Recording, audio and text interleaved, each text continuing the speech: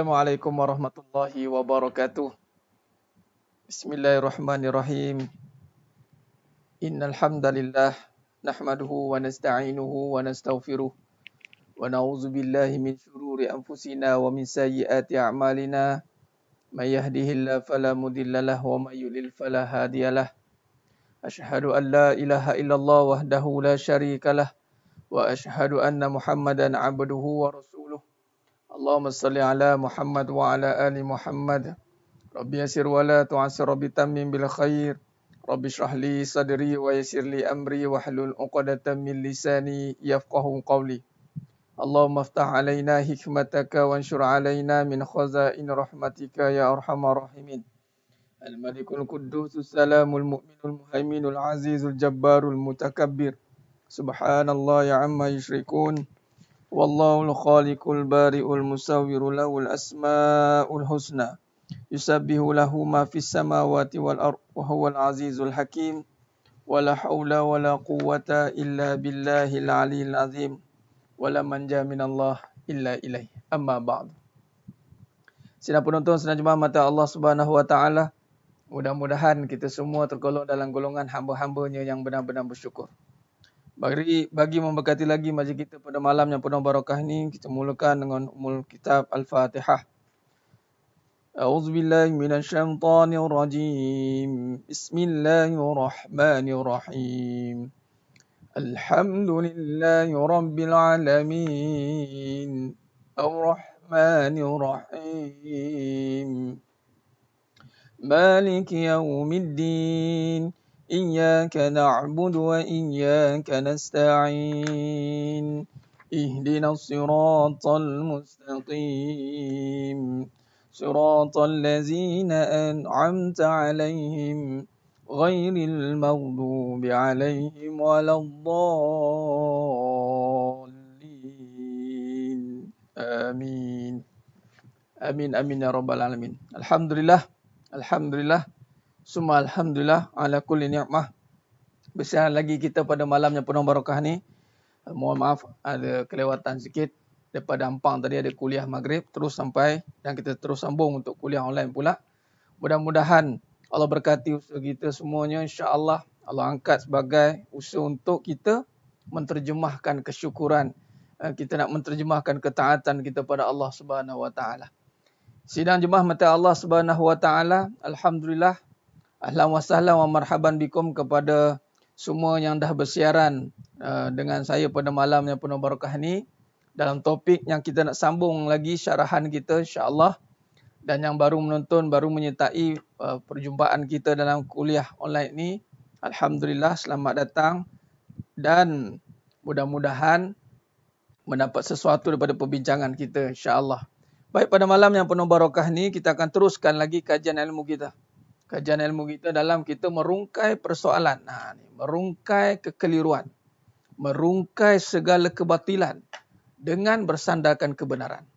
Baik, semalam kita dah sentuh tentang tajuk apa? Sidang jemaah mata Allah SWT. Kita dah sentuh tajuk. Itulah tajuk yang ramai orang cakap dinanti-nantikan, yang ditunggu-tunggu. Itulah tajuk ta'adud poligami.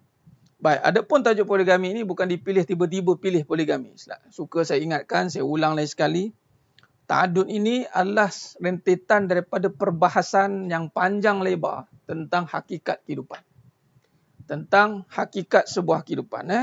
Panjang lebar kita bincang sehinggalah baru masuk tajuk ta'adud. Kenapa bincang tajuk ta'adud ni? Yang ni bilang-bilang poligami. Sebab dia ada melibatkan tentang perbincangan tentang melihat tanda-tanda kekuasaan Allah. Melihat tanda-tanda kekuasaan Allah. Sebab sebelum bertajuk ta'adud ni, kita sudah berbincang tentang diri menyatakan kebesaran Allah. Ada yang setuju, ada yang tidak setuju dalam kaedah perbincangan kita ni. Adapun sidang jemaah mata Allah Subhanahu wa taala, setuju atau tak setuju, kebenaran tetap kena ditegakkan. Kebenaran itu wajib ditegakkan, wajib disampaikan. Mungkin ada kaedah perbincangan yang straightforward, terus nak cerita pasal poligami, terus nak cerita tentang masalah poligami, terus nak cerita tentang apa yang berlaku. Suka saya ingatkan lagi sekali, mana-mana kaedah-kaedah yang tidak membawa kepada dia panggil kebahagiaan yang jelas ataupun kahwin tak bahagia. maka dia tak ikut jalan agama lah. Sebab agama membawa pada kebahagiaan. Awak poligami tiba-tiba tak bahagia. Mana tak ikut agama lah. Agama mana mungkin tak bahagia. Mana mungkin ikut agama tak bahagia. Sedangkan agama membawa solusi kebahagiaan. Nampak? Keseronokan mungkin. Seronok ni tak payah agama. Seronok ni pergi kelab malam. Seronok. Seronok tak payah agama. Seronok ni pergilah ikut cara barat. Seronok. Tapi bila kata bahagia, ini dia kena ada nas dia, dia ada kaedah dia. Jadi kalau sekiranya sesuatu perkara yang kita lakukan tidak temui kebahagiaan, kita kena terima satu kenyataan bahawa kita tidak ikut agama. Allahu Akbar. Nak terima tidak kenyataan ni? Tak nak terima sudah. Saya tak kira. Saya tak kira. Kalau tak terima, lantak koma. Itu bahasa dia. Sebab, mana mungkin ada agama tidak bahagia? Mana mungkin? Orang Jawa kata cannot brain. Sebab agama membawa penganutnya kepada erti kebahagiaan. Agama lah. Agama apa? Agama inna dina indallahil Islam. Inna dina indallahil Islam. Jadi maknanya, kalau kita buat sesuatu tak kisah. Dalam kehidupan kita sebagai contoh, kehidupan kita tiba-tiba tak bahagia. Penuh dengan kesengsaraan. Penuh dengan keadaan sakit hati, sakit jiwa, tak rasa hidup macam neraka. Maknanya dia tak temui agama. Sebab agama kalau ikut sirah dulu, dah menyelesaikan banyak isu. Puak Aus dan Khazraj bergaduh. 7 keturunan. Bukan 7 keturunan, berketurunan gaduh. Mari agama datang Islam mensejahterakan 2 kaum yang bergaduh. Puak Aus dan Khazraj bergaduh. Akhirnya menjadi puak Ansar. Bahagia. Ini baru nak cerita pasal kahwin, tak selesai masalah. Tak selesai masalah. Malah nak cari penyelesaian dengan cara ikut aku lah. Ikut ustaz ni tak boleh ikut ni. Kalau ikut cara ustaz ni tak boleh ikut. Habis tu nak ikut siapa? Ikut cara yang sesuai dengan aku lah katanya. Mana ikut sedap rasa? Ikut suka lah. Kehidupan tidak boleh ikut suka. Kehidupan kena ikut agama. Kehidupan mesti ikut agama. Jadi sidang jemaah mata Allah Subhanahu Wa Taala. Jadi kalau kita lihat balik perbincangan kita yang semalam, kita buat kesimpulan sikit dan kita buat kesimpulan. Alhamdulillah, semua alhamdulillah. Yang mana mula dah nampak Allah bantu, nampak faham hakikat tu syukur. Tuan Haji Muhammad Fauzi, alhamdulillah, syukur. Sebab pergaduhan hanya bertemu dengan kebendaan. Siapa yang mencari kebendaan pasti bertemu dengan pergaduhan. Siapa yang mencari kebendaan pasti bertemu dengan pergaduhan. Contoh, saya buat istilah dulu sebelum kita sambung topik kita pada malam ni. Saya nak tanya sidang jemaah mata Allah SWT. Katalah kita letak sekarang ni 1 juta di depan kita. Katalah kita letak 1 juta. 1 juta. Saya nak buktikan kebendaan akan berakhir dengan pergaduhan.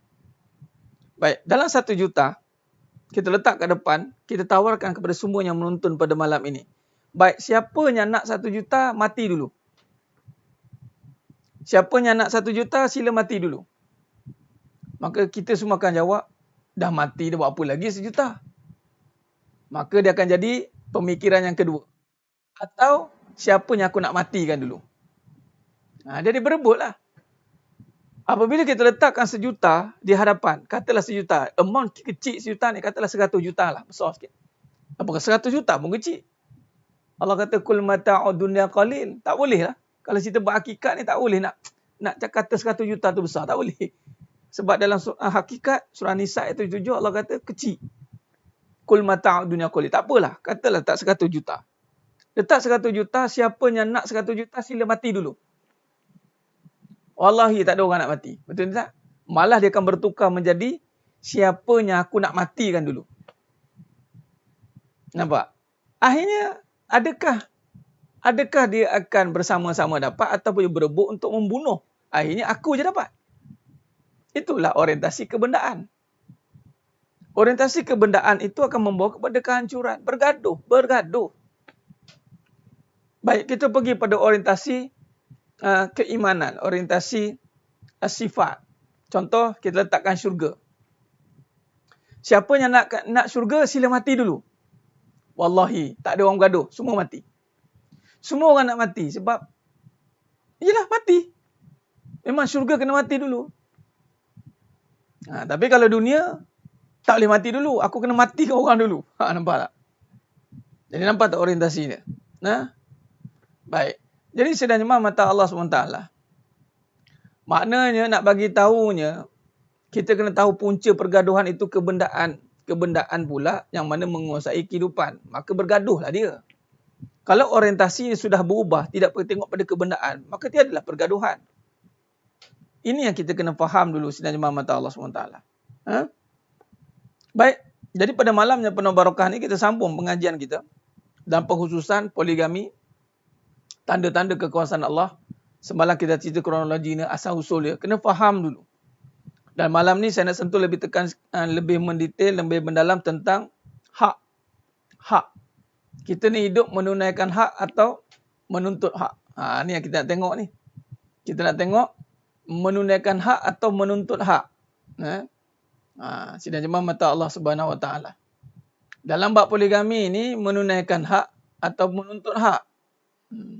Ini yang ada beberapa inbox saya dapat ni tentang keadaan yang dah berpoligami tetapi tidak seperti apa yang digambarkan. Nampak? Ketidakseimbangan berlaku. Dalam bahasanya ketidakadilan lah. Tapi ketidakadilan ini dia kena takrif lebih besar. Bukan tak adil ni dengan hanya peletakan giliran semata-mata. Dia luas, adil ni luas. Tapi itulah, banyak kita dapat laporan keadaan kenapa berlaku begini. Perebutan, berlaku ketidakpuasan, berlaku keadaan yang merosakkan. Maka timbullah perbincangan yang seterusnya. Adakah hidup kita ni menunaikan hak atau hanya menuntut hak? Di sinilah kita kena faham dalam-dalam. Adakah hidup kita ni menunaikan hak hanya atau menuntut hak? Ini semua peringkat lah. Lelaki dan juga perempuan. Isteri dan juga suami dan juga isteri. Jadi sedang jemaah mata Allah Subhanahu Wa Taala. Khair. Allahumma salli ala Muhammad wa ala ali Muhammad. Baik. Jadi kalau kita lihat, adakah hidup kita menunaikan hak atau menuntut hak? Sebab kebanyakan katanya hak saya Ustaz. Macam tadi ada soalan. Saya dah 3 tahun kahwin. Akhirnya tak ada giliran.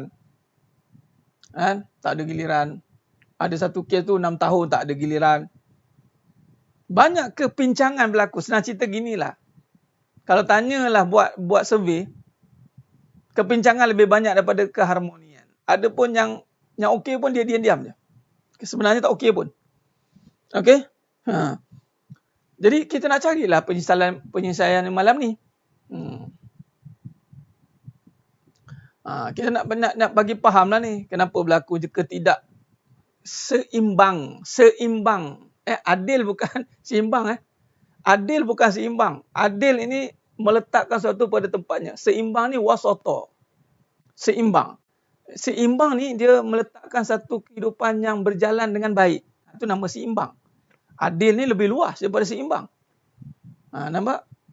Baik. Jadi sedang jemaah mata Allah Subhanahu Wa Taala. Kalau kita lihat kepada nota kita rujuk pada kitab kita, muka surat 86. Kita tengok kat 86. Edisi lama, muka surat. Cuba. Siapa tu?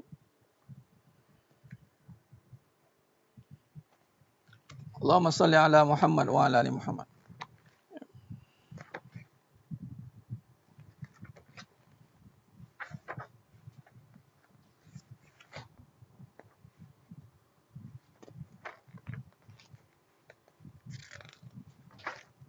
Surat 68. Edisi lama surat 68.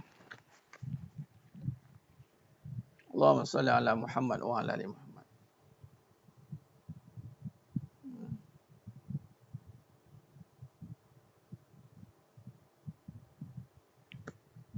Baik, sudah jemaah mata Allah SWT.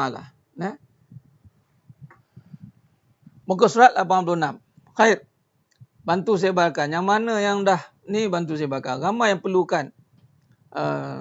Mencari jawapan ni penting. Cari jawapan, cari kefahaman ni penting. Penting, sangat-sangat penting. Biar jangan hidup kita dalam terperangkap dalam kekeliruan, malah kita bimbang dengan keliru jadi sesat. Kesesatan. Bila sesat, keliru bergaduh lah. Syaitan sukalah syabas betul, syabas. Syaitan ni nak buat bergaduh lah. Dia nak buat kita bergaduh. Tu je misi dia. Biar bergaduh. Itu misi dia. Nah? Jadi sedang jemaah mata Allah SWT. Baik. Menunaikan hak dengan menuntut hak. Dua perkara berbeza. Allah besar tajuk ni. Menunaikan hak atau menuntut hak. Dua perkara yang berbeza. Subhanallah. Baik. Sebelum kita nak pergi kepada keadaan yang sedang berlaku kat kita ni. Pertama kita kena jawab dulu dengan jujur. Kita kena jawab dengan, adakah kita ini dijadikan sebagai apa? Ni takdir kehidupan ni. Sebab kita ni adalah hamba Allah. Hamba. Kita ni hamba. Hamba Allah. Bukan hamba isteri, bukan hamba suami. Kena faham ya? Bukan hamba isteri, bukan hamba suami. Tak ada hamba kepada siapa-siapa. Siapa jadikan hamba pada makhluk, maka dia akan hina, dia akan mengana, dia akan sengsara, dia akan binasa. Jadi letakkan dulu kita ni hamba Allah. Please. Ni cara perbahasan dia. Dan benda ni dah terbukti, proven dah. Sukses proven dah. Dia tak ada lagi isu berbangkit. Dia tak ada lagi orang panggil apa? Rumah dah siap, pahat masih berbunyi. Mana belum siap dah tu. Okay. Kalau dah kahwin, masih lagi argue, maknanya dia masih belum faham perkahwinan. Kalau dah bertaadud, poligami, masih lagi ada argument, maka dia belum berpoligami. Sebab orang yang berpoligami ni sepatutnya dia telah expert, dia dah mahir. Tapi kalau masih lagi kekok, keliru, masih banyak lagi salah laku, maknanya dia kena betulkan balik adakah dia mula dengan diri yang benar. Adakah dia mulakan dengan diri yang benar? Allahumma salli ala Muhammad wa ala ali Muhammad. Maka mulakan diri yang benar. Diri yang benar itu adalah kita ni adalah hamba. Wa ma khalaqtul jinna wal ins illa liya'budun. Tidaklah aku jadikan jin dan manusia semata-mata illa liya'budun. Illa liya'budun. Apa? Illa liya'budun. Sembah. Kita faham dulu. Kita faham betul-betul. Kejap lagi kita akan dapat jawapan hak, menunaikan hak atau menuntut hak. Malam ni insya-Allah biiznillah biqudratillah Allah akan bantu. Siapa yang ikhlas, niat betul. Jangan niat nak belajar sebab nak tahu tak puas hati. Lepas tu niat nak cari. Aku nak dengar dia. Aku ada masalah ni, nak tahu masalah aku nak benda yang aku nak. Jangan letakkan diri kita ni atas kehendak kita yang mana kita ni sebenarnya ditentukan oleh Allah SWT. Sebab tu kita ni hamba. Hamba. Baik, yang pertama kita hamba. Baik, mana melihat kepada aspek kehidupan. Kita tengok kehidupan balik. Kehidupan tidak lain hanyalah diciptakan oleh Allah SWT hanya semata-mata untuk taat dan sembah. Taat dan patuh. Sami'na wa atu'na. Sami'na wa atu'na. Okey. Baik, bila kata taat dan patuh istilah taat ini adalah merujuk pada penerimaan hati. Taat itu maksudnya penerimaan hatinya. Bukan ni taat ni dengan perbuatan semata-mata, tidak. Taat ni bermula dengan hati di dalam menerima segala yang ditakdirkan oleh Allah. Nampak? Apa yang telah ditakdirkan oleh Allah hari ini yang berlaku, itu yang takdir yang diizinkan berlaku. Tu kena clear dulu. La tataharraku zarratun biiznillah. Allah takdirkan jumpa suami yang, ya Allah Ustaz, nak cakap suami ni. Ya Allah. Nasib tak jadi Fir'aun dia Ustaz dia. Maknanya itulah yang telah ditakdirkan, diizinkan berlaku. Syarat yang pertama adalah penerimaan di atas takdir itu dulu. Sebab sebelum kita nak selesaikan masalah, kita kena terima dulu masalah. Ramai orang dia tak terima masalah. Dia hanya bertahan dengan masalah. Dia tak terima. Saya dah lama Ustaz, dah 3 tahun, saya dah 5 tahun, saya dah 10 tahun. Orang terima, pasti akan jalan keluar. Orang yang menerima masalah, pasti akan ada jalan keluar daripada masalah. Masalah tak terima. Dia bertahan. Dia bukan menerima. Sebab prinsip yang pertama seorang hamba itu kena bersiap sedia untuk menerima segala kemungkinan yang berlaku atas diri dia. Allah, ini yang payah nak buat. Dan ini banyak berlaku dalam rumah tangga. Nampak? Terima bermula taat dan menerima segala yang ditakdirkan. Jangan argue dulu. Ini namanya menunaikan hak Allah. Kita nak terima dulu. terima di atas segala yang telah ditakdirkan.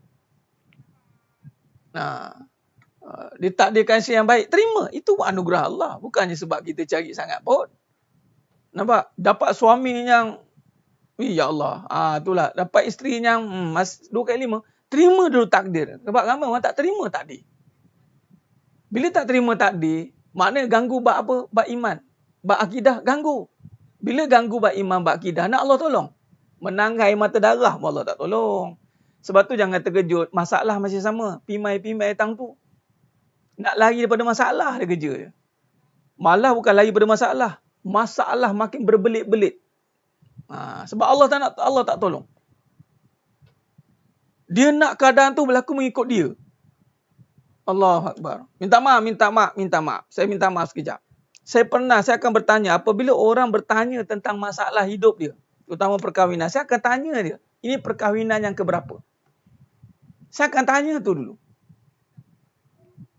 Ada yang jawab di second perkahwinan, ada yang jawab, ini perkahwinan pertama. Sebab apa saya tanya? Sebab saya nak tengok adakah dia menerima atau tidak perkahwinan pertama, atau dia menerima atau tidak keadaan dia yang dah kahwin lagi tu.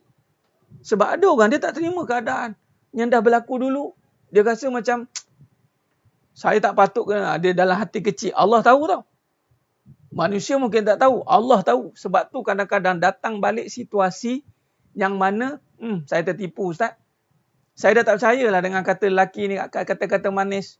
Saya tanya balik, kahwin yang keberapa? Kali kedua. Kali kedua. Kali pertama kahwin tu macam mana? Jangan. Sebab tu kalau nak belajar sungguh-sungguh. Kalau nak betulkan masalah, betulkan sungguh-sungguh. Jangan hanya betul sekadar buka masalah orang, tutup masalah kita. Kita buka masalah orang, tutup masalah kita. Tu dia. Ramai orang buat kerja macam tu tak? Ramai. Nampak? Ramai buka masalah orang tapi dia nak tutup masalah dia ataupun buka kesalahan orang untuk menutup kesalahan diri sendiri. Hati-hati. Sebab tu bila mengaji, sebab tu ramai tak tahan. Lala sekali kena kat batang hidung balik. Aduh, ya Allah. Tapi nak berubah kan? Doktor, kalau berjumpa doktor tak salahkan penyakit. Ada doktor salahkan COVID? Ada? Tak ada. Doktor akan tengok keadaan pesakit. Keadaan pesakit itu akan diperhatikan. Sama ada lemah ke, kuat ke, bukan salahkan penyakit. Bila datang jumpa doktor, walaupun penyakit itu hebat macam mana pun, doktor akan tengok pesakit. Pesakit juga yang akan dipertanggungjawabkan. Pesakit juga yang akan ditekankan isunya. Awak lemah, antibodi awak tak kuat, awak silap makan. Kan kena dekat diri tu. Ada ke doktor pergi marah penyakit? Ini tak patut penyakit ni kena kat awak ni. Penyakit ni, denggi ni. Jahat denggi ni. Kita pergi cari nyamuk. Nyamuk pun punya banyak nyamuk nak pergi cari. Kita pergi cari COVID. Tak jumpa-jumpa. Lelas sekali, akhirnya nak tak nak, dia kena balik kepada diri sendiri untuk keluar daripada situasi itu. Nampak? Jadi sedangnya mata Allah SWT. Jadi balik-balik pada diri sendiri. Sebab itu jumpa dengan orang yang betul, kaji masalah sungguh-sungguh, jangan buka masalah orang, jangan buka salah orang hanya nak menutup kesalahan diri sendiri. Contoh, seorang lelaki dipertanggungjawabkan atas isterinya. Seorang lelaki dipertanggungjawabkan atas kepimpinan dia. Ketika berlakunya kemelut dalam rumah tangga yang berlakunya konflik, maka sebenarnya si suami menunjukkan kelemahan diri dia. Bukan kelemahan isteri. Baik, isteri pula ketika berlakunya konflik dan dia cuba menunjukkan kelemahan keadaan rumah tangga dia dalam keadaan suaminya, sebenarnya dia menunjukkan kelemahan diri dia. Hati-hati. Hati-hati. Baik.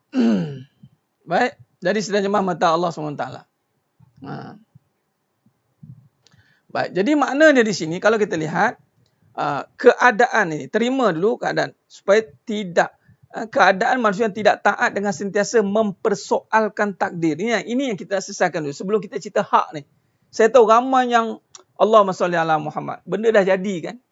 Jumpa-jumpa dah jadi, jumpa-jumpa dah accident. Macam mana? Jumpa-jumpa dah macam-macam dah. Allahumma salli ala Muhammad wa ala ali Muhammad. Jadi patut kita kena betulkan balik, kita kena tengok balik asas dia kat mana. Pertama, kita kena terima sebab kita hamba. Taat ini makna terima apa yang berlaku tanpa mempersoalkan keadaan. Ya Allah, payah nak buat ni. Dan inilah nama kita hamba. Allahu Akbar. Baik. Yang mana bila kita mempersoalkan, hati kita sentiasa berada dalam resah. Bila kita soal, hati kita resah. Selagi tak keluar pada situasi, kita akan resah. Nampak? Dan kita tidak akan memiliki ketenangan dalam menjalani kehidupan. Dan inilah azab yang awal Allah berikan. Hati-hati. Baik. Jadi sedang jemaah mata Allah Subhanahu Wa Taala. Sebab itu kalau kita lihat, ada setengah-setengah itu, setengah-setengah individu yang menggunakan alasan. Dia nak menutup kelemahan dia, tapi dia menggunakan alasan. Alasan contoh dalam bab ta'adud ni, dia kata begini, alah kenapa nak paksa orang terima tak terima? Masing-masing punya urusan lah katanya. Kenapa nak paksa orang terima atau tak terima? Masing-masing punya urusan lah. Bersangka baiklah dengan orang yang tak terima tu, dia pun ada sebab kenapa tak terima poligami ni. Dia pun ada sebab-sebab dia. Nampak? Saya nak bagi tahu, apabila dia berikan statement begitu, dengan kita meraihkan keadaan dia tak terima tu, saya nak tanya, adakah dia berlapang hati dengan keadaan dia tak terima tu? Itu cerita dia. Adakah lebih lapang hati dengan menerima? Contoh saya terima Ustaz poligami ni, alhamdulillah. Walaupun belum jadi. Mana lebih terima? Mana lebih lapang hati? Orang yang tidak terima, yang mempertahankan diri dia, terpulanglah pada saya, masing-masing ada pendapat masing-masing lah Ustaz. Saya tak terima, ada pendapat saya. Okay, ketika dia cakap saya tak terima, ada pendapat saya tu, keadaan dia tu tenang ke? Adakah keadaan dia itu lega ataupun dia masih dalam ketakutan yang masih memikirkan suami dia sebenarnya tak mampu, suami dia lemah. Ni kebanyakan berlaku dilema pada isteri yang pertama ni. Yang first marriage. Nampak? Dan bila Allah takdirkan berlaku juga, suami dia dengan keadaan yang difikirkan tadi, yang dia tak terima tadi, kemudian berlaku. Sebab dia mana boleh tentukan jadi tak jadi. Allah yang tentukan jadi tak jadi. Kalau sekiranya tak jadi, dia rasa dia selamat. Tetapi adakah dia selesa dengan statement dia yang tak terima tu? Silap bergaduh nanti. Berhujah-hujah kita pula dengan dia. Atau ada setengah orang dia mula terbuka hati, berlapang dada untuk menerima ini sebagai ataupun dalam tajuk takdir. Inilah termasuk dalam perbahasan menunaikan hak. Hak kita sebagai hamba Allah, yakni kita kena tunaikan dulu. Apabila manusia tidak menunaikan haknya, maka Allah akan benarkan satu situasi yang berlaku, kerjanya adalah menuntut hak. Dan lebih malang dan parahnya, apa yang dituntut itu tak dapat. Allah, seksanya lah. Tuntut tak dapat. Ingatkan tuntut dapat. Akhirnya minta maaf. Yang dapat adalah pergaduhan dan penceraian. Itu yang dia dapat. Lebih baik saya cerai. Buat apa saya tak dapat apa yang saya nak? Ini yang berlaku. Yang isteri pertama pula menuntut hak. Hak saya sebagai isteri. Abang, kalau abang nak kahwin, hak saya, abang lepaskan saya. Sama ada saya atau dia. Pilih antara dua. Pening kawan, suami. Lalas sekali, dua-dua dia tak ambil. Contoh. Ataupun dia ambil dua-dua sekali pun boleh. Tapi nak bagi tahu, apabila berlakunya perselisihan ni berlaku, hati dia tidak tenang. Apabila berlakunya penentangan, hati dia resah. Jadi keresahan itu adakah jawapan yang tepat bagi pertolongan Allah? Allah tolong ke dia? Mana tolong? Hati resah. Mana Allah tolong orang hati yang resah? Sidang jemaah mata Allah SWT. Melawan. Maka ini akan berlakunya sebab itu kalau kita lihat sidang jemaah mata Allah SWT, kita tidak menunaikan hak dari awal. Sebab tu kadang-kadang saya tanya tu ada sebab saya tanya tu.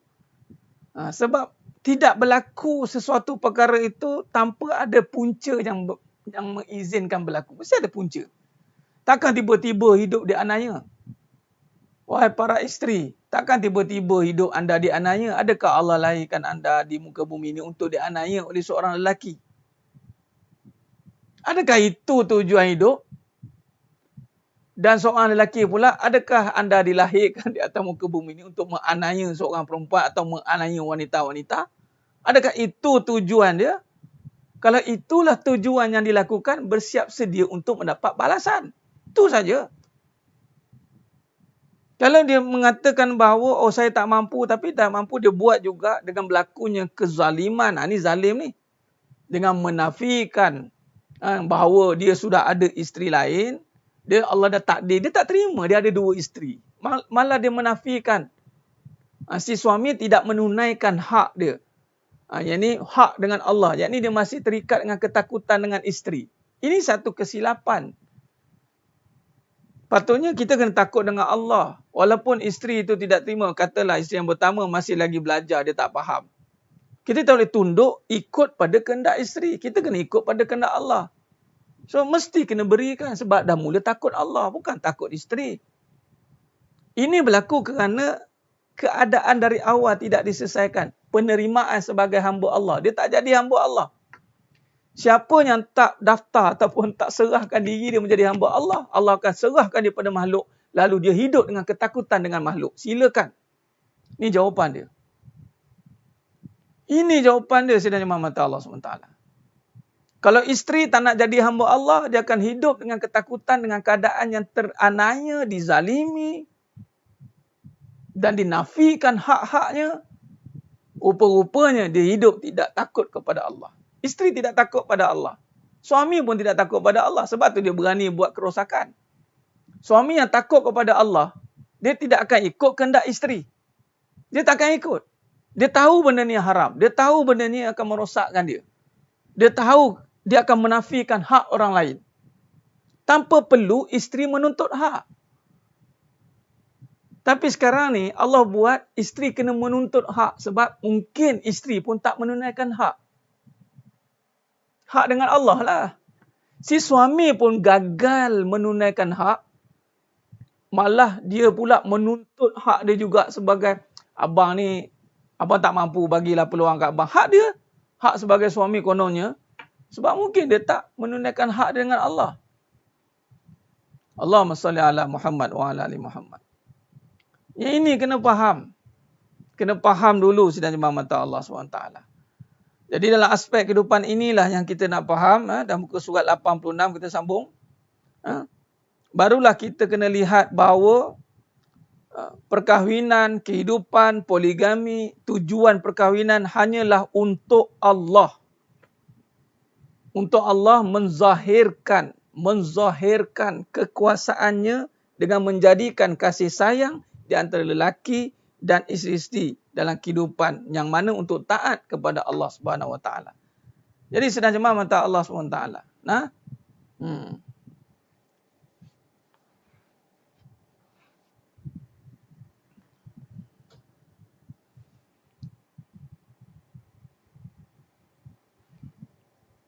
baik.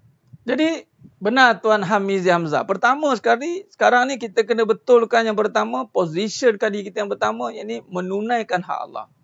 Apa menunaikan hak Allah? Menerima keadaan. Mari kita tengok. Saya lukis, saya tulis. Saya tulis. Baik. Mari betulkan insya-Allah. Mudah-mudahan lah. Siapa yang mungkin ada yang dalam ni suami isteri dengar, alhamdulillah, mungkin ada sebahagian dia dengar, isteri saja dengar, suami tak dengar, tak apa. Tengok siapa yang dengar dulu, dia yang Allah izinkan amal, dialah yang dipilih. Tak payah nak fikirkan dia, ustaz suami saya tak dengar malam ni, saya je dengar. Ustaz dia isteri saya tak dengar, saya dia dengar, tak apalah. Siapa yang dengar dialah yang terpilih. Siapa yang dengar dialah yang terpilih. Baik, mari kita lihat. Pertama, prinsip yang pertama, hak. Pertama, menunaikan hak dulu.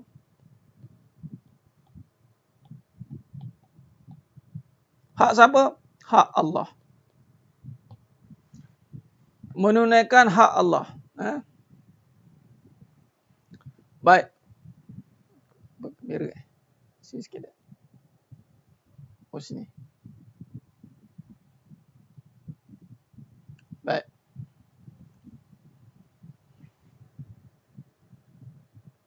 Allahumma salli ala Muhammad. Apa menunaikan hak Allah? Okay, semalam kita sentuh tentang apa? Tengok ni. Isteri percubaan untuk memiliki suami. Tak boleh.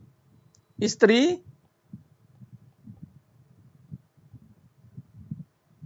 suami dimiliki. Ni betulkan ni dulu. Okey, alhamdulillah. Okay.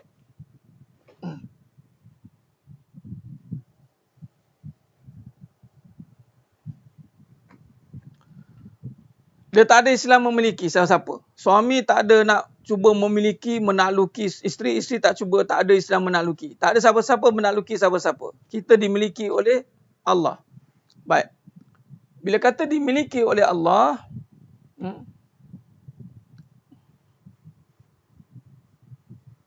bila kata dimiliki oleh Allah, maka suami dimiliki.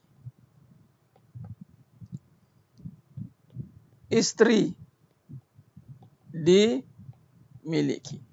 Bila kata dimiliki, dia tertakluk dengan undang-undang, law. Undang-undang. Dia panggil kehendak Allah.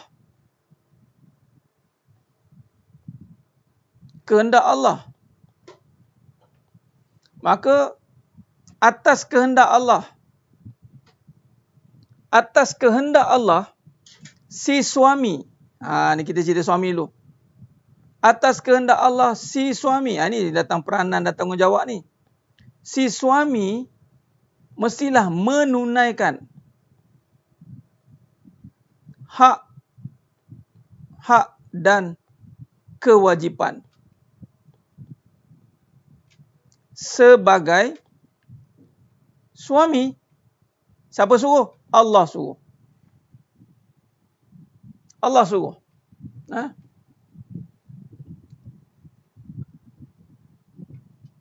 Okey.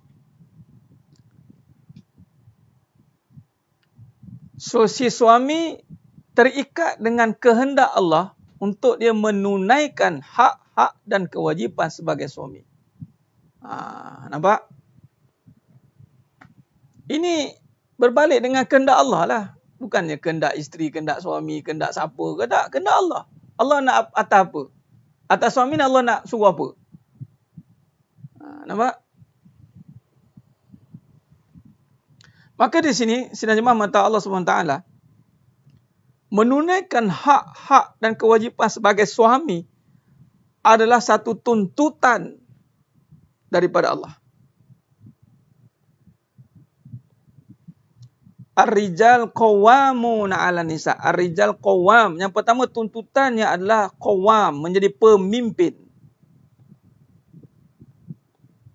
Wahai lelaki, tanggungjawab anda adalah pemimpin, bukan dipimpin. Pemimpin, bukan dipimpin. Tanggungjawab si suami adalah pemimpin. Kullur ra'in. Kullur ra'in. Wa kullun mas'ulun an ra'iyati. Nampak?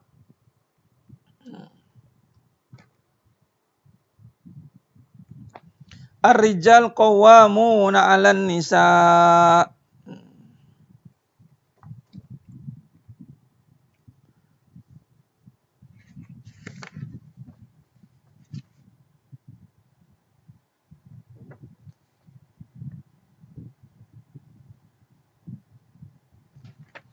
Baik, saya ringkaskan perbincangan pemimpin ini.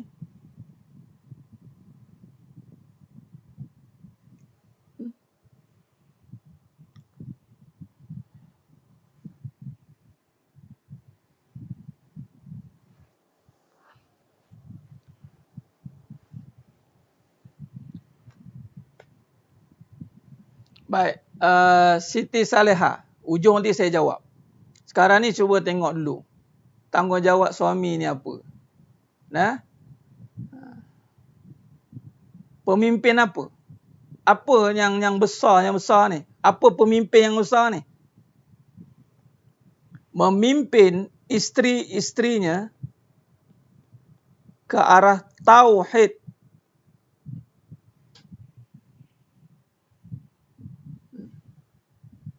Ustaz, suami saya tak pandai nak pimpin tauhid. Ni wajib. Wajib. Jadi kalau dia tak nak pimpin isterinya jadi tauhid, tu jadi yang kalau dia sekiranya si pemimpin ini ada seorang isteri, dia kahwin lagi seorang isteri. 2. Sekarang ni si isteri ini agama dia tidak kuat. Tauhid dia tidak kemas. Maka dia akan menuntutlah. Dan si isteri yang pertama ni tidak akan menunaikan. Dia tidak akan menunaikan hak. Dia akan menuntut hak. Sebab dia tak nampak tauhid ni. Si suami tidak memimpin. Sebab itulah kadang-kadang yang jadi yang macam soalan tadi. Nombor 2 bagi masa, minta masa lah. Sebab sepatutnya ini, yang nombor 1 ni, Allah bagi masa 10 tahun kahwin. Minta maaf cakap ni, saya cakap terang ni malam ni. Nombor 1 ni, kahwin. Perkahwinan pertama, si suami sudah ada isteri. Dia sudah kahwin katalah 10 tahun. Atau 5 tahun. Patutnya, pendidikan asas ni dah selesai. Orang yang faham tentang tauhid, dia akan faham tentang takdir. Bila faham tentang takdir, tak adalah istilah menyekat hak orang lain. Isunya sekarang adalah, apabila isteri pertama tidak dipahamkan, tidak dipimpin. Jangan tengok bak duit je. Bak duit orang non-Muslim boleh buat. Ni yang pertama sekali. Ku anfusakum wa ahlikum nara. Nampak? Memimpin pimpinannya itu kepada Allah. Ni bukan soal jadi ustaz. Oh, macam tu kena jadi ustaz lah ustaz. Apa pula jadi ustaznya? Wajib. Semua pemimpin, lelaki, suami, negara, wajib membawa pimpinannya kepada Allah. Kalau tak bawa, ketika Allah datangkan ujian, pimpinannya memberontak. Tak ada iman. Orang tak ada iman, uhara. Orang tak ada iman kan? Isteri pertama tak ada iman. Angkat parang lah. Orang ada iman angkat parang lah. Orang ada iman, ada ke abang jangan balik? Abang jangan ni. Abang kalau balik rumah sana, abang, ada ke orang beriman buat kerja macam tu? Orang beriman ada ke dia menzalimi saudara dia sendiri? Orang beriman, la yu'minu ahadukum hatta yuhibbu li akhihi ma yuhibba li nafsi. Nabi kata, tidak sempurna iman seseorang itu. Bayangkan, sehingga dia mengasihi saudara dia macam mana dia mengasihi diri dia. Dia sanggup. Maknanya isteri yang pertama ini tidak dididik sempurna. Tiba-tiba kahwin lagi. Mungkin Allah nak bagi bala ke? Wallahualam. Nak sangat kahwin. Nampak? Itu namanya pimpinan. Bukan memimpin. Oh, tak apa. Nanti fahamlah. Nanti tak apa. Buat akidah ni biarlah. Sama juga. Sebab itu pertama sekali isi ni kena difahamkan dengan takdir, iman. Asas ni, asas. Orang beriman tak buat kerja macam tu. Tauhid ni membawa kepada iman.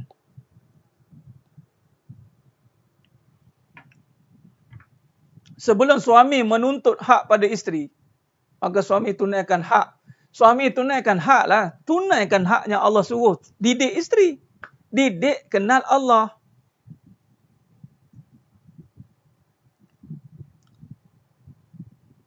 Kan akhirnya jawapan nanti adalah isteri-isteri semua cakap suami tak memimpin. Memanglah. Nampak?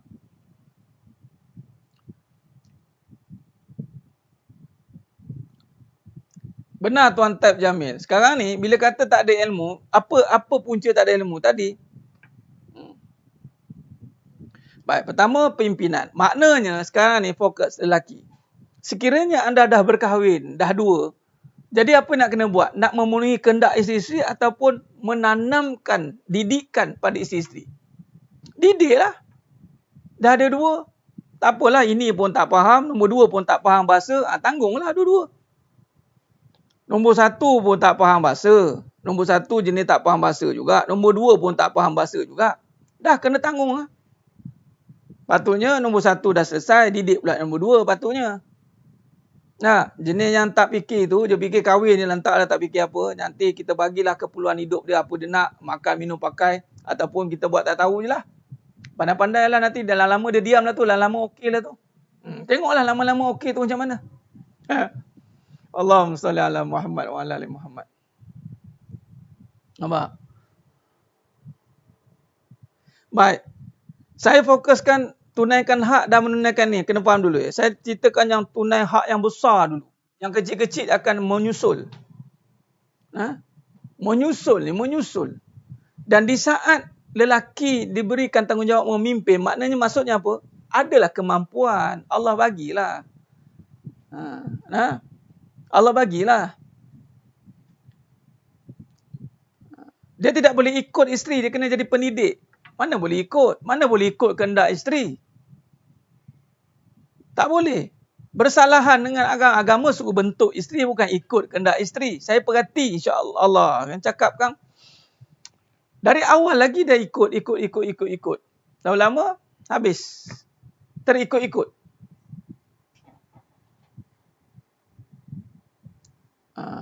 Benar tu.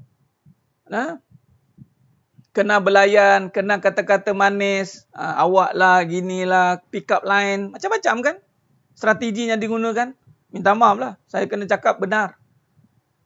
Kata kebenaran. Baik, apa yang nak dididik pada isteri ini? Tunaikan hak. Wahai suami yang punya isteri, saya cerita suami dulu ya. Jadi saya nak cerita si isteri tentang ta'adud ni, hak ni. Kita fokus pada pimpin. Pimpin isteri, terutama yang pertama ni, yang Allah bagikan amanah awal-awal ni, didik pada akidah yang benar. Apa akidah yang benar? Jangan ada sifat keakuan. Akulah yang pertama. Hancurkan yang pertama. Habis Ustaz, macam mana Ustaz? Kena cakap lah. Kena cakap, kena syarah, kena ulang. Sakitnya Ustaz. Dah, memang itulah kena hadapi. Nabi pun dakwah kena perang. Ni berperang dengan bini. Kena tanggung.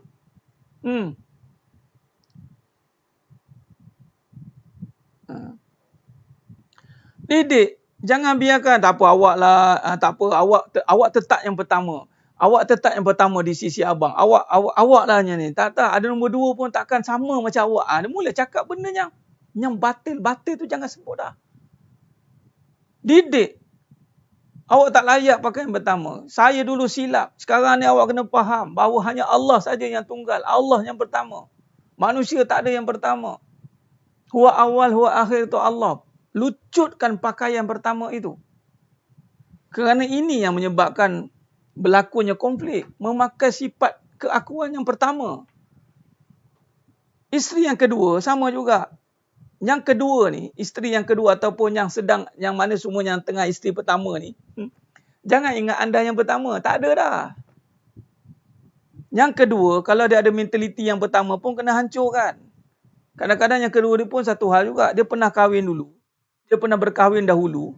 Maka dia membawa pahaman yang pertama ni sebab dia pernah jadi isteri yang pertama dulu. Bila dia pernah jadi isteri yang pertama dulu, Allah takdirkan jodoh tidak panjang.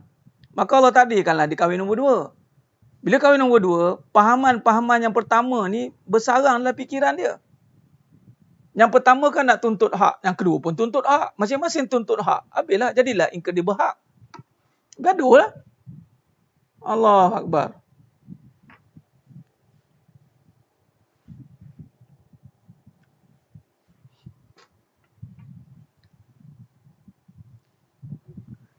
Dah.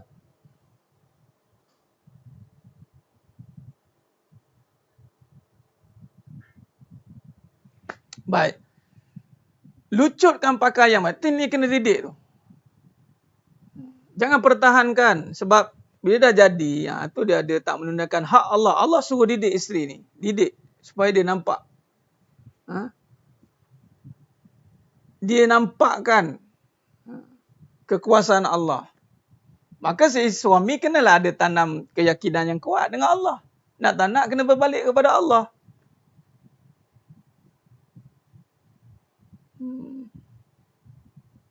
Nampak? Jadi sebenarnya mata Allah SWT. Kena ada ilmu baru boleh kahwin 4. Kahwin 1 pun kena ada ilmu, Tuan Mazlan. Sebenarnya saya nak bagi tahu, dia bukan yang kahwin 4 ya. Pertama, perkahwinan yang pertama. Semua orang melalui fasa perkahwinan yang pertama ni. Perkahwinan yang pertama ni, pada ni umur kita 20 katalah waktu ni. Waktu kita umur 20 ni, kita buat apa? Apa yang kita didik pada perkahwinan kita waktu ni? Mula-mula ni ada cerita tentang makrifat. Semua orang melalui fasa perkahwinan yang pertama. Dan ketika yang pertama ni kita buat apa? Persoalan. Tinggal lagi Allah takdirkan perkahwinan yang kedua. Kalau yang pertama ini, yang kedua ni pun, si isteri ni,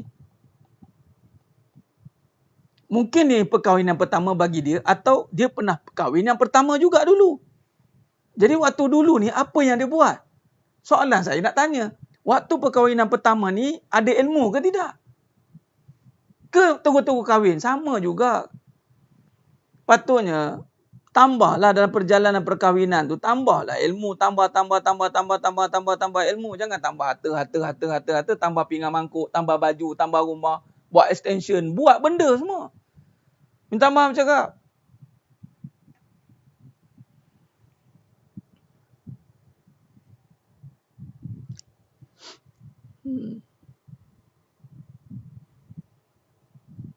Nampak?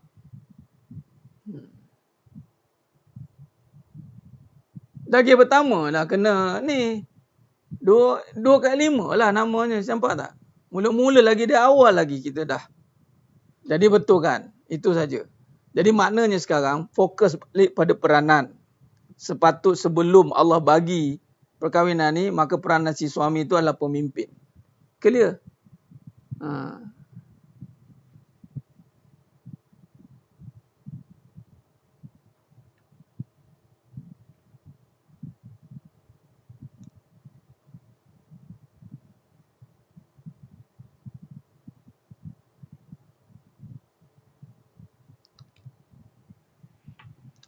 Baik. Seterjemah mata Allah SWT. Baik. Sekarang ni, apabila si suami berusaha untuk menunaikan hak, mendidik ni. Ni dia orang cari jalan ni. Jalan nak menyelesaikan masalah. Dia kena fokus apakah yang perlu diselesaikan terlebih dahulu. Yang ini menunaikan hak Allah. Dia fokus balik. Ya Allah, aku nak didik isteri. Niatkan balik lah. Itu dia. Niatkan balik. Bukan niat macam mana nak bagi suami isteri saya okey ni Ustaz. Macam mana saya nak bagi isteri saya terima poligami. Macam mana nak... Kalau itu yang dia cari, dia cari. Saya setakat ini tak jumpa lah. Tahulah. Kalau main kata-kata, main harta boleh lah kot. Tapi kalau nak betul-betul terima, kena cara macam ni. Nampak? Ya, majority case Mu'atikah sebab ni baru nak bincang ni. Sebab tu jadi majority case. Faham? Sebab tu dah betulkan kebenaran. Kita duk ulang-ulang balik benda yang sama. Duk ulang-ulang balik cerita yang sama. Duk ulang-ulang balik benda yang salah. Kenapa? Contoh yang salah. Contoh yang dah betul-betul salah, batil. Janganlah dijadikan kes sebagai sandaran untuk kita bincang. Benda yang salah, salah lah.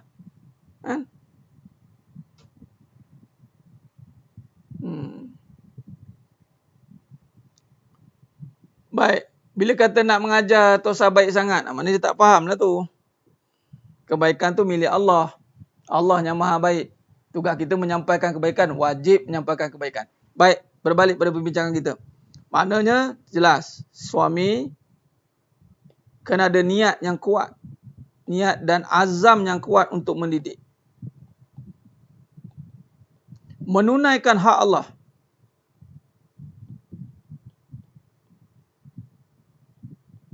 Apa hak Allah tadi? Mendidik isteri. Pimpin. Pimpinan ni, tadi isu 1, 2, 3, 4. Sebab tu, seorang guru, tak ada masalah. Ada banyak anak murid. Pergi sekolah, anak murid ramai. Tak ada masalah sebab sekali lagi mana dia niat nak memimpin, tak ada isu. Nak 4 sebab tu Allah tahu. Suami yang jujur nak memimpin, insya-Allah dia akan isi-isinya terpimpin. Jujurlah memimpin. Tu maksudnya. Isteri kena U-turn, suami pun U-turn. Nyesal. Nampak? Jadi, sedang mata Allah Subhanahu Wa Taala. Maka sekarang, suami dia kena ada azam untuk niat menunaikan hak Allah. Sebab dia begini. Sebagaimana dia tak ada niat dan azam untuk menunaikan hak Allah, mendidik, memimpin isteri dia, Allah tidak akan bantu isteri-isteri dia untuk memahami apa yang sedang berlaku. Tak ada. Maka konflik nombor 1, nombor 2, nombor 3, dia akan berlaku. Terutama konflik yang kat sini. Dia akan menghalang. Dia tak akan faham. Berapa lama dah. Tak faham-faham nombor 1 ni. Macam mana tak faham-faham? Allahu Akbar. Sedangkan yang bagi faham tu Allah. Maknanya bolehlah bagi faham. Nampak?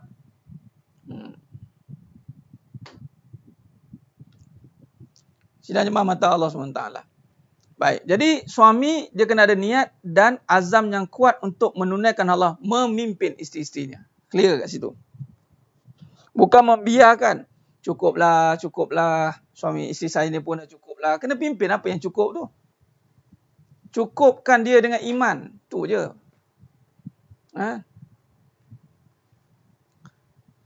Baik, sedang jemaah mata Allah SWT.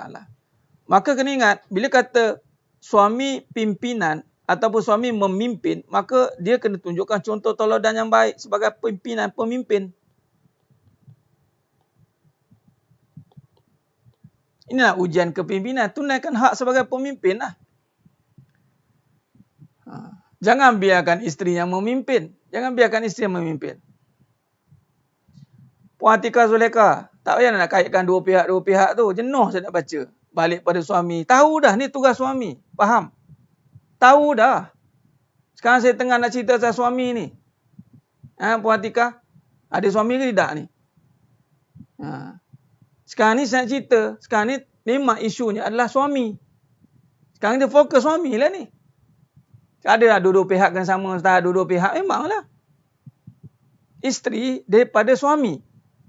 Jadi kalau suami tu faham hak dia, faham hak Allah, maka barulah lancar perjalanan. Betul lah tu. Tak perlu nak kait dua-dua kena faham. Bila kita jadi isteri, baik suami. Suami menjalankan isteri. Masih salamnya lah. Sekarang ni siapa topik dia ni? Kena fokus pada diri siapa nak di highlight kan? Jadi sedang jemaah mata Allah SWT. Baik.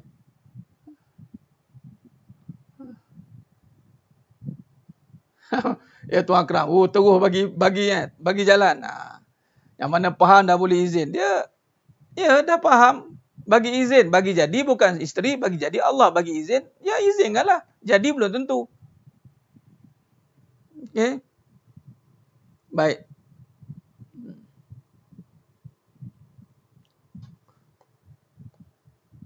Dah nama pun. Ni saya lukis balik. Berapa jam ni? Allah. Sikit lagi. 5 minit. Dia dari lelaki ni. Jadilah wanita. Faham? Wanita. Yang dinamakan azwaja.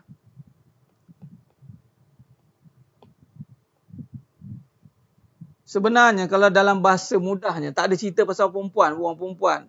Tak payah pun sebenarnya kita ceritakan orang lelaki je sebenarnya. Orang perempuan tak payah dengar pun tak apa. Kalau contohlah.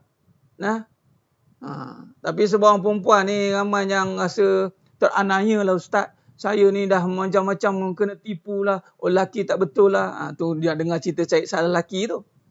Dia nak dengar tu nak cari salah lelaki. Bukan nak faham tentang lelaki. Patutnya dia nak faham tentang lelaki. Supaya dia boleh bantu lelaki. Ni tak nak cari salah lelaki. Dia belajar nak cari salah lelaki. Patutnya seorang wanita, bila kita cerita dari mana asal-usul diri dia, dari diri lelaki, mana kalau lelaki ni buruk, maknanya hasilannya bimbang-bimbang jadi buruk juga. Sebab tu seorang wanita, apabila dia tahu keadaan ini, maka dia menjadi dorongan dan dokongan yang kuat kepada mana-mana suaminya ada kelemahan. Mana-mana dirinya ada kelemahan, bantu. Faham?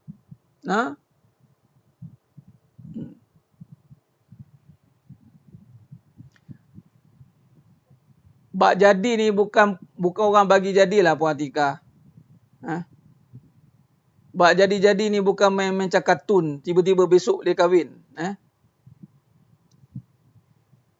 Izin dia, jadi tidak. Kan saya dah cakap, ni bak takdir. Takdir ni, faham tak cerita malam ni apa? Saya nak suruh orang kahwin ke semua ni? Ada kekuatan ke? Puan Atika kahwin pun umur berapa? Cik-cilik kahwin, mata tu kahwin ke? Ambil masa kan nak kahwin? Nak jumpa pun kena tipu dulu lah. Laki inilah, laki kena jumpa buaya darat, buaya laut. Semua buaya jumpa. Nak jumpa laki yang ada jumpa laki sekarang pun tak boleh pakai. Contoh. Ingat apa? Kita nak bagi faham. Kita nak bagi faham kedudukan, peranan. Bukan suruh bagi jadi keadaan itu. Keadaan semua kita dah faham daripada awal dah kuasa Allah. Nampak?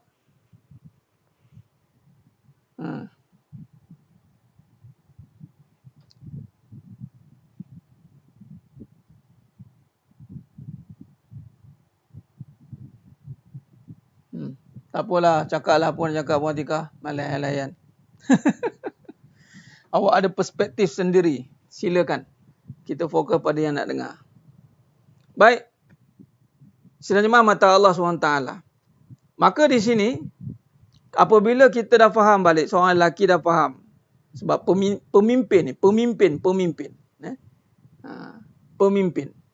Bila kata pemimpin, azwajah memanglah untuk memimpin kembali dirinya. Apabila seorang lelaki itu nak memimpin isteri-isterinya ini, adalah sebenarnya memimpin dirinya. Sebab isteri-isterinya ini ataupun isterinya itu adalah dirinya. Jadi, dia membetulkan dirinya sebenarnya. Seorang lelaki itu sedang membetulkan diri dia. Ketika dia membetulkan isterinya, itu dia sedang membetulkan diri dia. Dan isteri-isteri pula kena faham, ketika dia cuba membetulkan suami dia, sedang membetulkan diri dia.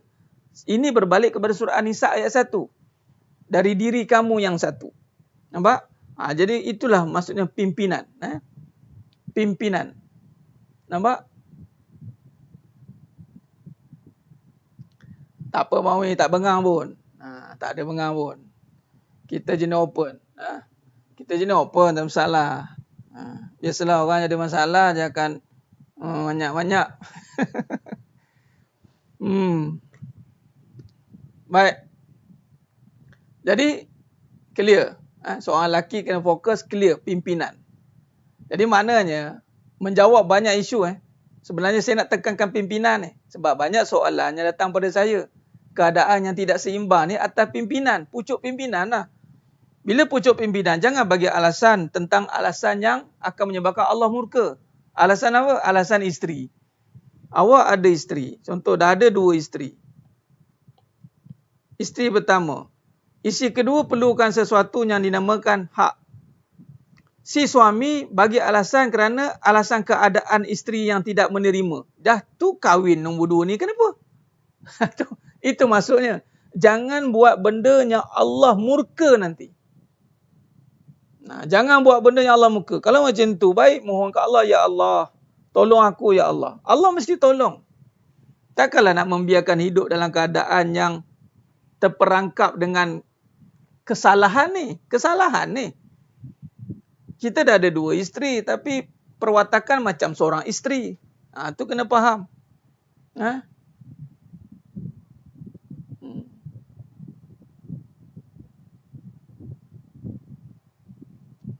Allahumma salli ala Muhammad wa ala ali Muhammad.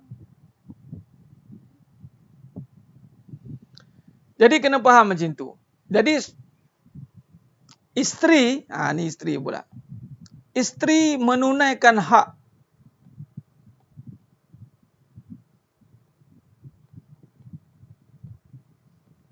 Apa hak Allah? Hak Allah bagi seorang isteri ni adalah Allah suruh taat dan patuh. Pada siapa? Pada suami, selagi mana tidak melanggar syarak. Hak Allah kan? Hak Allah tu. Dan isteri, dan hak yang lebih besar adalah jangan berkuasa. Isteri jangan pakai kuasa. Berkuasa ni tak boleh.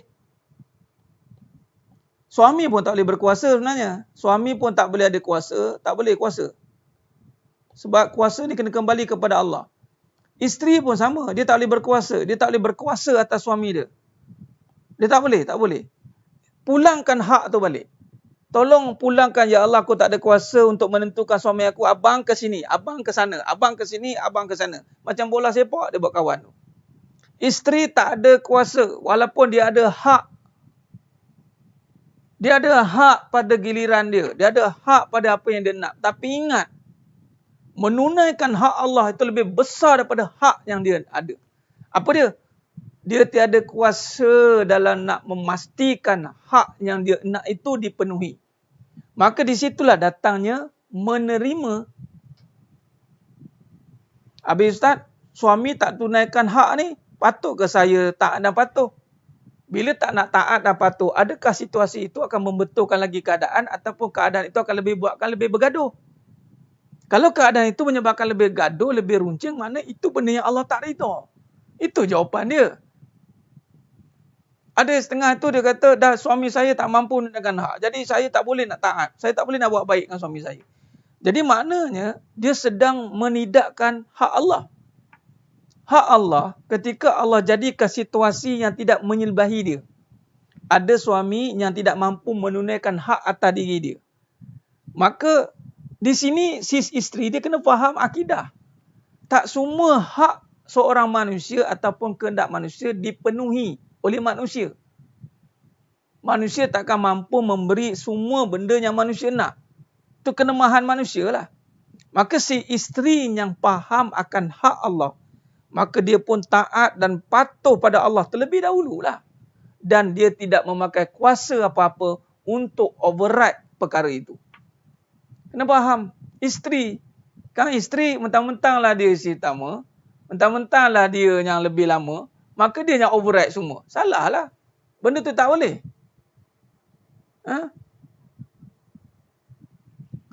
Tak boleh. Tak ada kuasa. Bila isteri sebenarnya aman ya. Cuba tengok ya. Berapa jam? Allahumma salli ala Muhammad. 11:30. Segar bugar semua. Isu segar kan. Baik, cuba tengok. Kita letakkan balik berkuasa. Berkuasa ni pada Allah. Kita letak balik. Jangan tengok. Cara penyelesaian dia. Allah bagi dah. Nabi ajarlah la haula wala quwata illa billah. Cuma kadang-kadang kita tak nampak. Kita juga nak kuasa juga. Berkuasa balikkan balik pada Allah.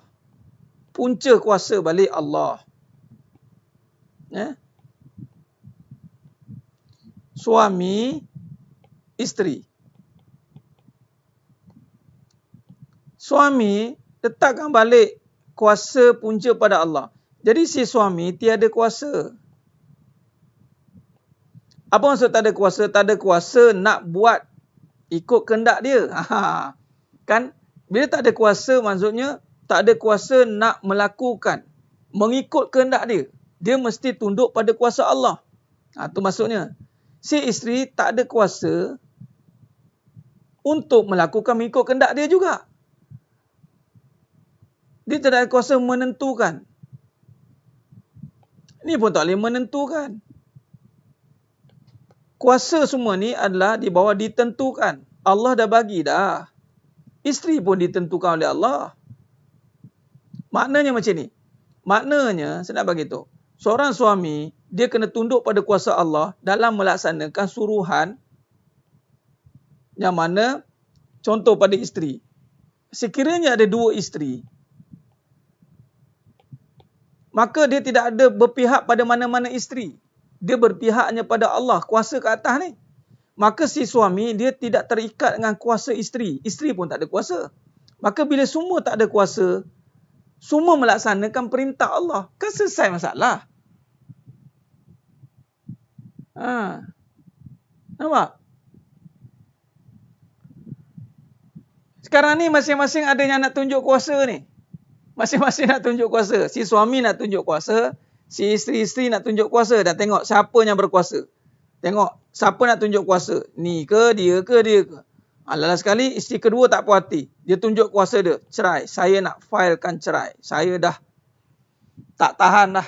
Dia nak tunjuk kuasa lah tu. Dah sampai tahap masanya dah. Okey. Allah kata aku izinkan. Si isteri nombor 1 ni pun nak tunjuk kuasa. Kau tahu aku siapa? Masing-masing. Suami pun nak tunjuk kuasa. Masing-masing nak tunjuk kuasa. Last sekali hancur semuanya. Nampak? Hancur semuanya. Nampak? Maka di sini, sebab itu masing-masing kena dengan kasih sayang, kesimpulan. Bila kata penutup. Jadi sekarang ni, masing-masing kena dengan. Akhirnya, kita kena buat. Dia tidak boleh pakai kuasa tu, tak boleh. Kuasa tidak boleh. Sebab itu, bila manusia pakai sifat kuasa itulah hancur binasa.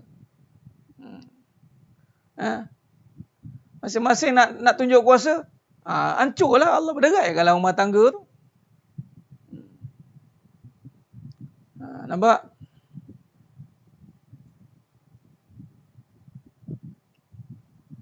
Jadi maknanya sekarang kita letak balik Allah. Bila letak Allah nombor 1 dengan, kan konsepnya apa? Kesimpulan. Tajuk ni tak habis syarah lagi, kita sambung. Besok tak ada kelas.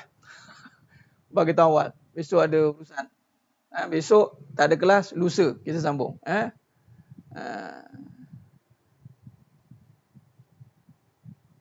Maka di sini dengan, kita mula balik dengan nama Allah ataupun dengan kasih sayang. Maka si suami, bila kita punya sayang, mulakan dengan bismillah. Lakukan dengan bismillah. Dia kata bismillah dengan nama Allah Ar-Rahman Ar-Rahim. Mari kita berbetulkan balik. Maka dengan Ar-Rahman Ar-Rahim inilah si suami dengan kasih sayang Allah, dia menyatakan pada si isteri. Menyayangi. Bila suami dengan Rahman Rahim Allah menyayangi. Baik. Bila menyayangi isteri, maka sekiranya Allah takdirkan si suami ini ada isteri lagi, maka konsep yang sama, menyayangilah isteri yang kedua juga. Bagaimana dia menyayangi isteri yang pertama, maka begitulah dia menyayangi isteri yang kedua. Sama, konsep yang sama. Dia dapat sumber yang sama. Sekiranya Allah bagi isteri yang ketiga, masih sama konsepnya. Menyayangi. Bukan berkuasa dah. Menyayangilah. Orang yang menyayangi ni, dia tak ada kuasa sebenarnya. Dia menyayangi dengan rela.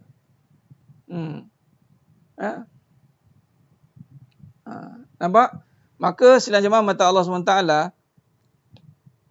bila daripada Allah dapat kasih sayang, lalu dia menyayangi isterinya.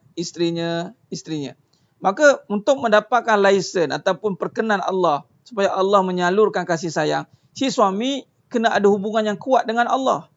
Sebab tu minta maaf cakap, kebanyakannya yang menonjolkan keadaan yang tidak stabil ni, hubungan dengan Allah problem. Minta maaf cakap. Ni bukan kata nak kena jadi itulah, kena alim lah apa. Memang ini SOP dia kena ikut lah. SOP. Maka hubungan dia dengan Allah kena akrab. Ketika dia taat dengan Allah, maka Allah berikan dia kekuatan untuk menyayangi isteri-isterinya. Maka dia tidak akan menganiaya kerana dengan kasih sayang. Mana mungkin dia menganiaya isterinya. Dengan kasih sayang, takkan dia sanggup membiarkan isteri-isterinya. Itu dia. Nah, begitulah juga dengan isteri. Isteri ketika dia hubungan baik dengan Allah. Sebab tu hubungan baik dengan Allah ni perlu ada pada isteri-isteri juga. Bukan kata pada suami saja. Pada isteri, ketika Allah perkenan berikan kasih sayang pada isteri, yang ada kasih sayang dia akan menyayangi suami dia. Yang ada kasih sayang akan menyayangi suaminya. Yang ada kasih sayang akan menyayangi suaminya. Mana mungkin dengan adanya kasih sayang dia akan buat suami dia rosak. Dia merosakkan suami dia. Mana dia tak ada kasih sayang, dia ada kebencian. Bermakna dia dengan Allah problem. Out of coverage. Ini isteri yang memakai sifat Tuhan. Isteri yang keakuan. Dia tiada kasih sayang. Bila tak ada kasih sayang, dia akan menekan si suami. Dia akan menekan si suami. Dia akan menekan si suami. Suami akan tertekan. Tu je lah. Maka dengan keadaan begini, tunggu masa pecah lah. Tu je. Nampak? Nampak? Okey. Jadi itu jawapan dia. Tunaikan hak Allah itu dengan bermakna kembalikan kasih sayang kepadanya. Lalu dengan izin Allah, maka bila benar kaitan, bila benar hubungan dia dengan Allah, maka dengan izinnya, maka Allah akan menyalurkan kasih sayang si suami untuk menyayangi isteri-isterinya. Sebab tu Allah kata mawaddatan warahmah. Rujuk balik surah Ar-Rum ayat 21. Allah jadikan, Allah tiupkan mawaddah warahmah. Dia tidak boleh dengan isteri, tidak boleh. Yang ada problem itu adalah apabila salah seorang. Puan Anis. Okay. Problemnya apabila, cuba tengok. Saya lukis lagi sekali. Allah. Yang problem adalah siapa yang Allah tak izinkan untuk menyatakan kasih sayang. Dialah yang problem. Contoh, si suami. Si suami, dia ada 2 isteri. Ada yang tanya saya soalan tu. Ustaz, macam ni Ustaz? Ni salah seorang ni suruh minta cerai. Ni, nombor 1, nombor 2, dia minta cerai. Okay, si suami, dia kalau dia tak ada problem dengan Allah, maka dia mampu menyayangi isterinya yang nak minta cerai tu. Maka dia tak ada masalah, si isteri yang bermasalah. Sayanglah isteri tu. Biarlah dia perangai macam saka ke, buat datang gundurawa, kuntilanak ke, jadi harimau jadian ke. Dia rukiah je lah isteri dia. Dia. Jadi, baik. Sekiranya suami pula yang tak mampu menyayangi isteri dia, yang melakukan kezaliman, maknanya yang problem suami dia. Siapa yang tidak mampu menyatakan kasih sayang, dialah yang problem. Itu sebenarnya. Sekiranya si isteri mampu menterjemahkan kasih sayang. Ni isteri.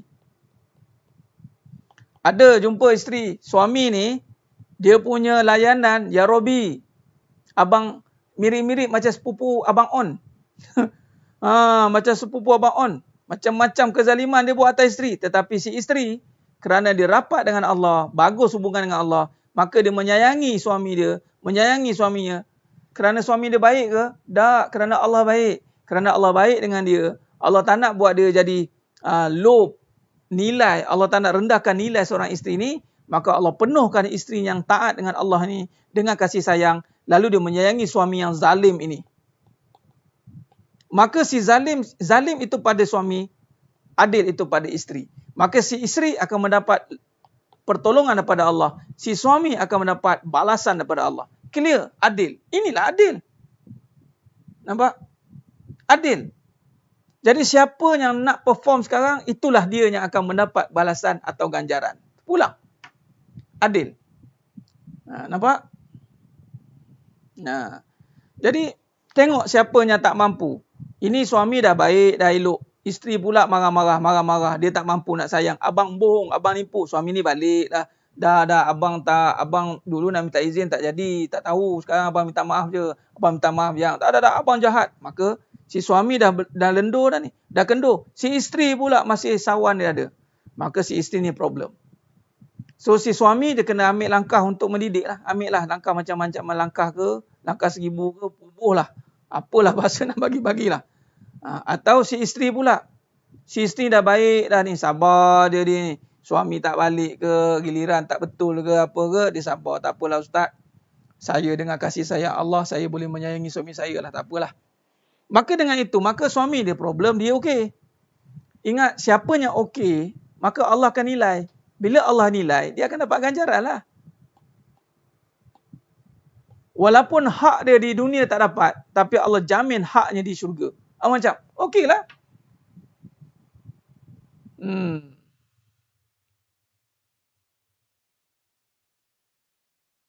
Itu je. Walaupun isteri ini hilang hak dia di dunia kerana dia dapat manusia yang tak reti bahasa. Hilang hak si orang isteri. Tetapi kerana si isteri ini faham bahawa haknya juga akan dibayar oleh Allah. Walaupun tidak mampu dibayar oleh suami. maka Allah jamin haknya di syurga. Okey, selesai. Allah bayar. Nothing's free, kata orang Jawa. Dengan Allah nothing's free. Tak ada yang percuma. Semua berbayar. Itu dia. Allahumma salli ala Muhammad wa ala ali Muhammad. Jadi sedang jemaah mata Allah SWT. Khair, cukup setakat tu dulu perbincangan kita pada malam yang penuh barakah ni. Nah, kan lagi panjang lagi ni. Topik ni ada lagi ni. Ada lagi ni topik ni. Dalam bab cerita tentang Syekh Qadir Jalani ni. Nak mengukuhkan cerita tentang akidah ni. Kenapa kait dengan akidah? Ada cerita tentang Syekh Qadir Jalani. Jadi nanti kita sambung lagi pada muka surat 89. Jadi minta maaf daripada dalam perbincangan kita ini terkasar kata, terkurang bicara. Mudah-mudahan Allah Ta'ala sajalah yang mampu menyempurnakan perbahasan kita pada malam yang penuh barakah ni, insya-Allah. InsyaAllah saya kira sampailah maksud dan tujuan untuk kita bincangkan pada malam ini, insya-Allah. Allahumma salli ala Muhammad wa ala ali Muhammad. Mudah-mudahan segala yang mungkin ada yang dengar ni sedang melalui dugaan-dugaan itu, mungkin hak-hak yang tidak dipenuhi, percaya atau tidak, fokus pada hak Allah, tunaikan saja hak Allah. Allah ni maha melihat, Allah ni maha kuasa, Allah ni maha kaya. Anda tidak dapat hak di dunia, tidak mengapa. Anda ada hak yang sedang menanti di sana, syurga sana. Tapi pastikanlah di dunia ni kita benar-benar berpihak kepada yang benar. Jangan kita pun dalam dunia tak dapat, akhirat pun tak dapat. Allah ruginya. Tapi yang sebaiknya di dunia pun dia dapat, di akhirat pun dapat. Dipanggil husnayain, dua kebaikan. Adapun insya-Allah tak ada benda yang tak boleh diselesaikan dengan iman. Bila ada iman, semuanya akan selesai, insya-Allah. Baik, terima kasih banyak kerana sudi setia walaupun sudah lewat malam ni. Lewat malam, masing-masing besok ada tugas dan kita pun mula lewat juga tadi. Alhamdulillah, saya terpaksa panjangkan sikit perbincangan ni sebab dia high profile-nya case, international case. Jadi panjang sikit cerita dia. Mudah-mudahan dengan bahasa-bahasa yang disampaikan Allah mudahkan sidang jemaah mata Allah SWT faham apa maksud yang nak disampaikan, insya-Allah. Mudah-mudahan Allah berkati kita semua dan Allah pilih semua yang menonton pada malam ni dimasukkan dalam syurganya tanpa hisap. Amin ya rabbal alamin. InsyaAllah besok tak ada kuliah. Lusa baru ada, insyaAllah. Cukup setakat itu saja. Aku lu qauli hadza wa astaghfirullah azim li wa lakum. Wa bila taufiq wal hidayah. Wassalamualaikum warahmatullahi wabarakatuh. Kita tangguh dengan tasbih kafarah dan suratul Asr. Subhanakallahumma wa bihamdik asyhadu an la ilaha illa anta astaghfiruka. Bismillahirrahmanirrahim. Innal insana lafi khusr illa alladhina amanu wa tawassaw bil haqq wa tawassaw bis sabr. Wallahu a'lam bisawab. Takbir. Allahu akbar.